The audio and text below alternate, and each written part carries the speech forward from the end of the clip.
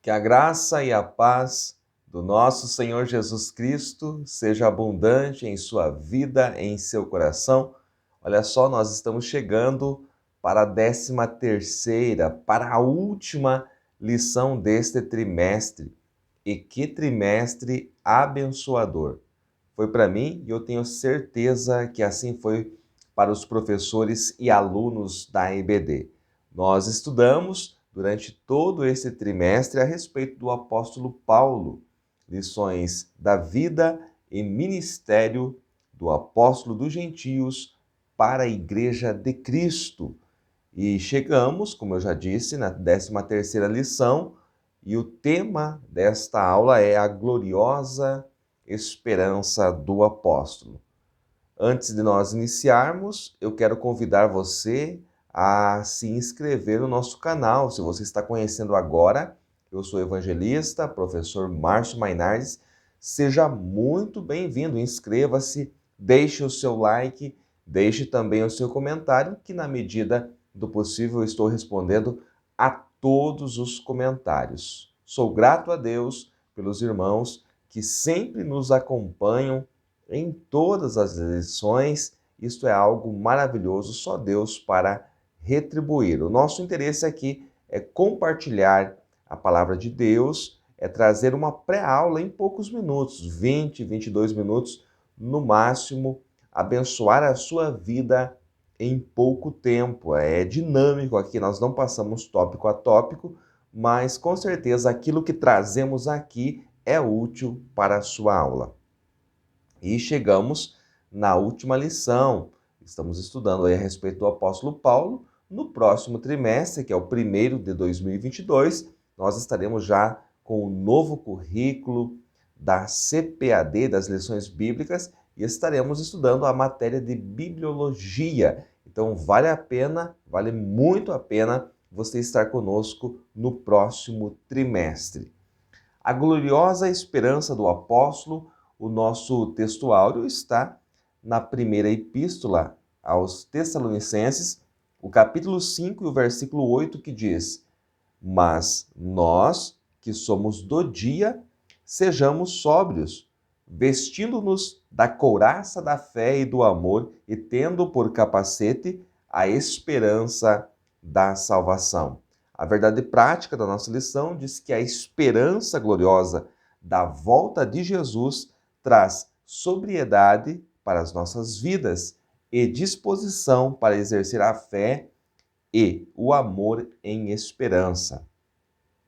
A leitura bíblica em classe, ou seja, o texto que nós vamos trabalhar nesta aula, está na segunda carta de Paulo a Timóteo, capítulo 4, versículos 6 a 8, também 1 Tessalonicenses, capítulo 5, os versículos 1 ao 11. É importante que você, aluno, professor, saiba que esta é uma aula escatológica.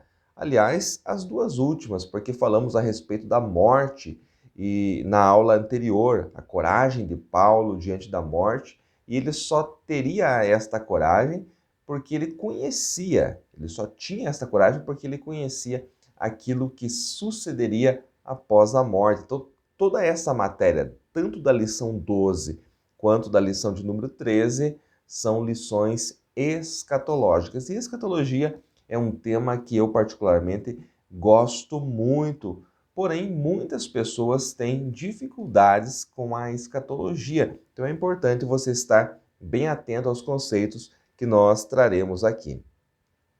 Olha só, no Cremos oficial da Assembleia de Deus no Brasil, nós temos também a doutrina de escatologia, né? A matéria de escatologia. O Cremos da Assembleia de Deus, ele tem 16 itens. É importantíssimo que você, obreiro, professor, aluno da escola dominical, conheça. Se você ainda não conhece o Cremos da igreja, você procura aí o seu professor, o dirigente da sua congregação, um obreiro que possa lhe ajudar a você ter acesso ao Cremos da Assembleia de Deus no Brasil, porque ali está pautado as doutrinas que nós cremos, né?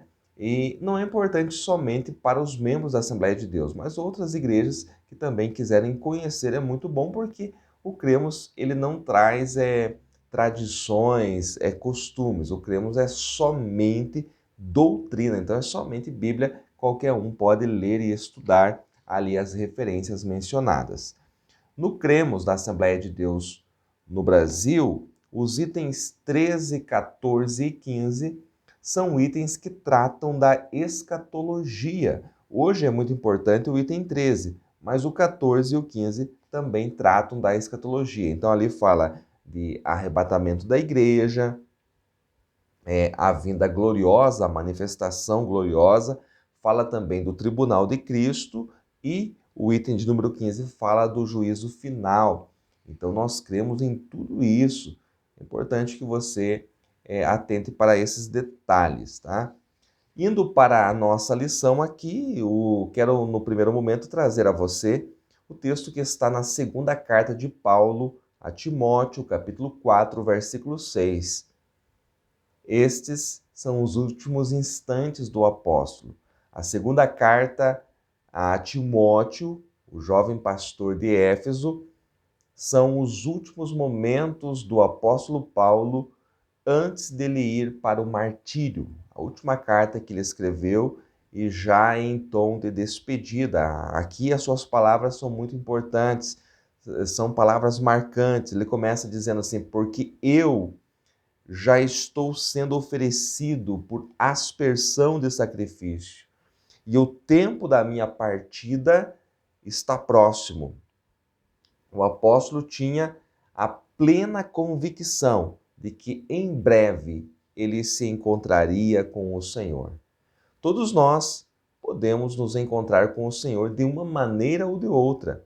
Pode ser no coletivo, porque aguardamos, a igreja espera ansiosamente pelo arrebatamento, o momento em que Cristo vem nos ares e a igreja é raptada, a igreja é arrebatada da terra e encontra-se com o Senhor nos ares. Todos nós ansiamos por esse momento, mas também Paulo entendia que poderia encontrar-se com Cristo de outra maneira, e foi assim que aconteceu com ele, através da morte, através do martírio. Então, a gente sempre diz que Jesus está voltando, e é verdade, Jesus pode voltar a qualquer momento, mas o certo é que Jesus Cristo já voltou para muita gente, principalmente agora no ano de 2021. Quantas pessoas perderam a vida, quantas pessoas passaram a estar com o Senhor, pessoas salvas que tinham a sua vida pautada em Cristo, que nasceram de novo. Essas pessoas, elas passaram a estar com o Senhor. Então Paulo tinha esta convicção de que em breve, de que a qualquer momento ele poderia se encontrar com Cristo. E esse sentimento, ele precisa existir. Eu preciso ter esse sentimento, você também, que a qualquer momento nós podemos nos encontrar com Cristo de uma maneira ou de outra. Aqui no versículo 6, Paulo sentia-se como o vinho ou como o azeite que era derramado sobre o altar em brasa nos sacrifícios da lei mosaica. Então, libação, quanto em outra versão diz que ele já estava sendo oferecido como libação. Outra versão diz assim: o que é libação? Era este ato de derramar vinho ou azeite sobre o altar que estava queimando. Isto era libação. E ele sentia-se como este vinho ou como este óleo que era derramado sobre o altar em brasa nos sacrifícios antigos, né? E o fogo lhe consumia aquilo que era derramado sobre o altar. Isto era um sacrifício da lei mosaica e Paulo sentia-se consumido porque ele entregou a sua vida na causa de Cristo. Aí no versículo 7 ele diz o clássico versículo: combati o bom combate, acabei a carreira e guardei a fé. Aqui no versículo 7, Paulo faz uma análise da sua vida e do seu ministério. totalmente, ou melhor, literalmente, ele entregou a sua vida nesta guerra, porque aquele que era perseguidor da igreja, a partir daquele encontro que ocorreu lá no caminho de Damasco, Atos capítulo 9, que marca a sua conversão, ele passa a ser perseguido, perseguido pelas autoridades, perseguido pelo Império Romano.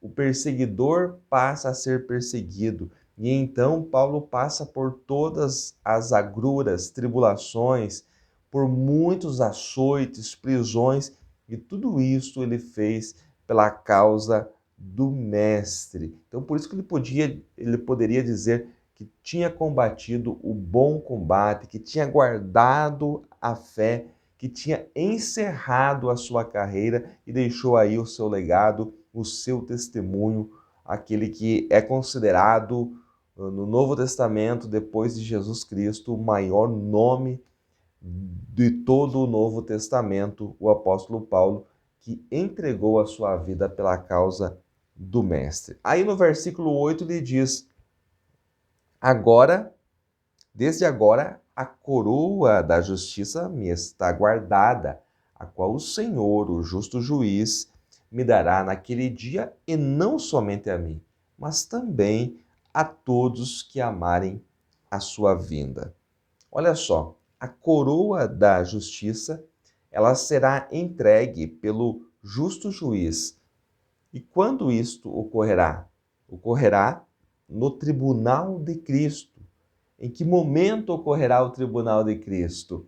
Logo após ou imediatamente após o arrebatamento da igreja. Então, perceba a sequência dos fatos. A igreja pode ser raptada a qualquer momento, arrebatamento. Encontra-se com Cristo nos ares. E a partir daí começa o tribunal de Cristo, que é o julgamento dos salvos, julgamento, mas todos ali estão salvos, e também as bodas do Cordeiro. Enquanto isso, na terra, aqui na terra, vai se iniciar a tribulação, a grande tribulação, a segunda parte dos 7 anos aí, a grande tribulação. Serão dias terríveis para aqueles que aqui ficarem. Me chama a atenção o final do versículo 8. Diz assim: mas também a todos que amarem a sua vinda, a vinda de Cristo. Ele está dizendo que esta coroa da justiça não é só para ele, o apóstolo Paulo, o apóstolo dos gentios, mas é para todos que amam a vinda de Cristo, ou seja, que esperam o Senhor, que estão orando, dizendo: Maranata, ora vem, Senhor Jesus, nós ansiamos pela tua vinda. Então, todos esses terão também esta coroa de justiça. E aqui eu trago uma pergunta, essa pergunta é para eu, essa pergunta é para você. Você ama, eu e você, nós amamos a vinda do Senhor? Que grau de importância isto ocupa em nosso coração, em nosso pensamento? Será que nós ansiamos mesmo pela vinda do Senhor? Ou será que nós estamos acomodados e sentindo-se bem nesta terra, mesmo em meio a tudo que está acontecendo? E nos esquecemos que Jesus virá. Então, essa pergunta não é para você responder aí, não é para você responder para mim. Essa pergunta é para você fazer uma reflexão. E se você é professor, leve essa pergunta para a sua classe. Você ama a vinda do Senhor? Deixe essa pergunta no ar e vai trazer reflexão, vai fazer com que os seus alunos pensem na resposta para esta pergunta. Independente do que eles disserem, dentro deles eles falarão a verdade e isso trará aí um choque, um confronto com a realidade bíblica. Olha só, o segundo texto da nossa leitura bíblica é 1 Tessalonicenses, capítulo 5, do 1 ao 11. Agora, é importante que para que você entenda realmente, saiba produzir esta aula, você tome a sua Bíblia, 1 Tessalonicenses, capítulo 4, versículo de número 13. 1 Tessalonicenses 4 e 13, e você leia desde o versículo 13 até o versículo 11 do capítulo 5, entendendo que é um só tema que o apóstolo está tratando aqui. E qual é este tema? A vinda do Senhor. Este é o tema que Paulo trata desde o versículo 13 do capítulo 4 até o versículo 11 do capítulo 5. Lembrando que no texto original, visto que é uma epístola, não tem divisão de versículos, de capítulos, não tem. Essa divisão é nas nossas Bíblias. Então, quando você ler o texto, leia-o como um todo. Então, desde o versículo 13 do capítulo 4 até o versículo 11 do capítulo 5, Paulo está falando do quê? Ele está falando da parousia. Professor, nunca ouvi esta palavra, parousia. O que significa? Parousia, no grego, significava chegada ou a presença de alguém. Principalmente, esta palavra era usada para alguém importante, um governante, um rei, por exemplo. Então, quando ele iria sair do seu palácio, iria até outra cidade, e quando ele estava prestes a chegar, já se tratava da sua parousia, ou seja, a cidade que receberia o rei estava sendo toda preparada, as ruas eram preparadas, um arauto era preparado, o lugar onde o rei passaria era preparado. Então vinha o arauto antes, anunciava a chegada do rei, o rei vinha com aquela comitiva e tudo era preparado diante dele. Isso se chamava parousia. Então, parousia não refere-se somente ao arrebatamento da igreja ou à vinda gloriosa de Cristo. Parousia, essa palavra se refere ao todo, desde o arrebatamento da igreja até a sua manifestação gloriosa, como se fosse um único evento aí separado em duas partes. Tá certo? No capítulo 4, versículo 13 de 1 Tessalonicenses, Paulo tem o claro desejo, ele não quer que a igreja seja ignorante. Ele não quer que os irmãos fiquem preocupados, atribulados como estavam. Os irmãos em Tessalônica estavam discutindo entre eles o que aconteceria com aqueles irmãos que aceitaram o evangelho, mas que que morreram. E Paulo explica que eles passaram a estar com Cristo e que eles não fossem ignorantes, que eles conhecessem o mistério aqui, que no momento do arrebatamento, os mortos em Cristo ressuscitarão primeiro. Então é isso que ele está ensinando aqui aos irmãos de Tessalônica. Ele quer trazer consolo à igreja. É por isso que ele fala no versículo 18, portanto, consolai-vos uns aos outros com estas palavras. Tá? Então é um texto só. No capítulo 5, ele já começa a falar, ali a partir do versículo 2, a respeito da vinda gloriosa do Senhor. Então, agora atente para algo muito importante que eu vou falar aqui. O versículo de número 2 do capítulo 5 diz assim: porque vós mesmos sabeis muito bem que o dia do Senhor virá como um ladrão de noite. Eu quero deixar bem claro que Cristo não virá como ladrão de noite para os salvos.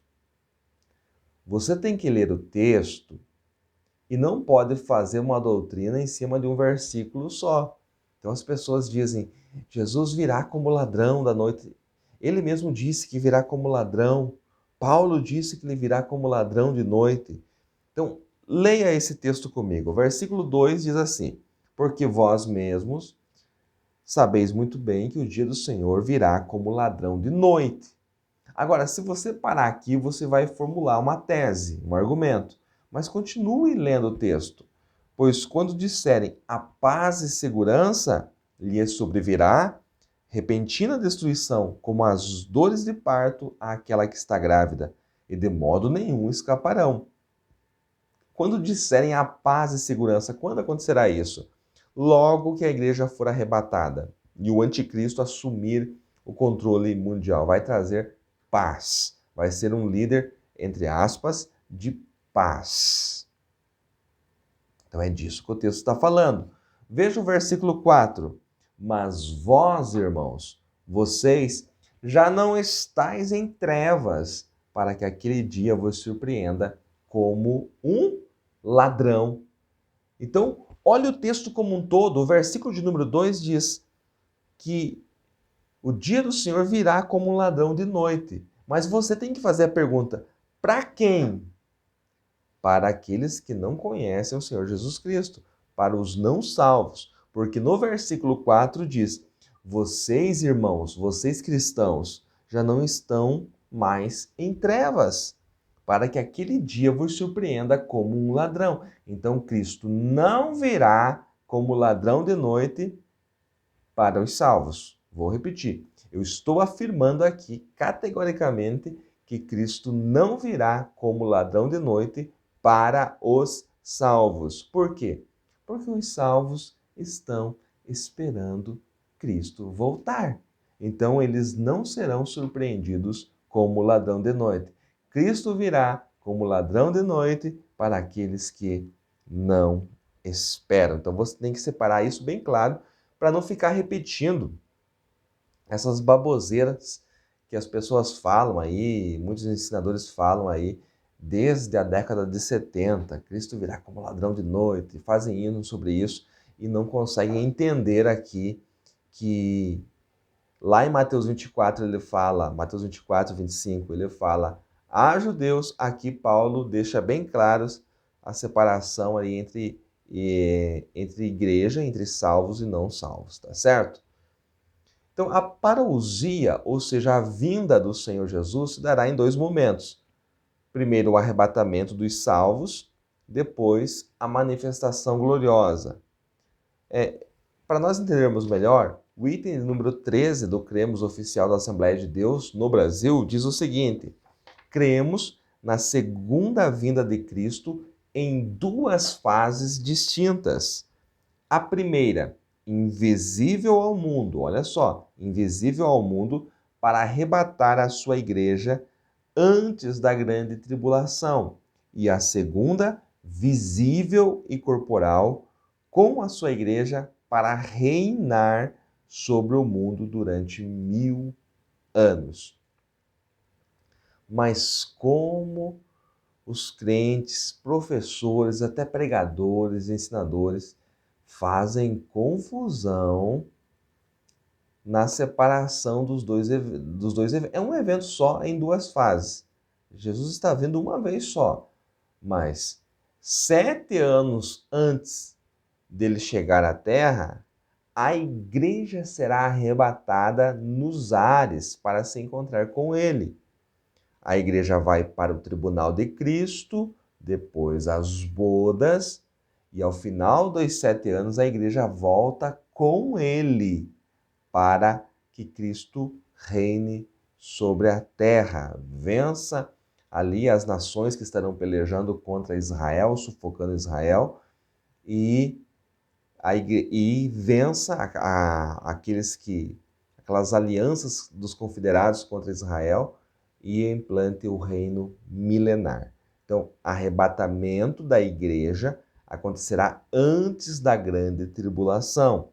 Entre o arrebatamento da igreja e a manifestação gloriosa de Cristo, há uma semana profética, uma das semanas proféticas, ou seja, a 70ª semana do profeta Daniel. Uma semana profética não são 7 dias, são 7 anos. Então, 7 anos separam o arrebatamento da igreja da manifestação gloriosa. A igreja não está aguardando a manifestação gloriosa, a igreja está aguardando o arrebatamento. Isso tem que ficar bem claro. No terceiro tópico, eu já estou encerrando, é falado aqui a respeito dos tempos e das estações até a volta do Senhor. Esse questionamento apareceu lá em Atos 1:7, os discípulos questionando o Senhor Jesus sobre isso, e também aqui em 1 Tessalonicenses 5:2. Ambos os textos referem-se à iminência da volta do Senhor Jesus. O que é o conceito de iminência?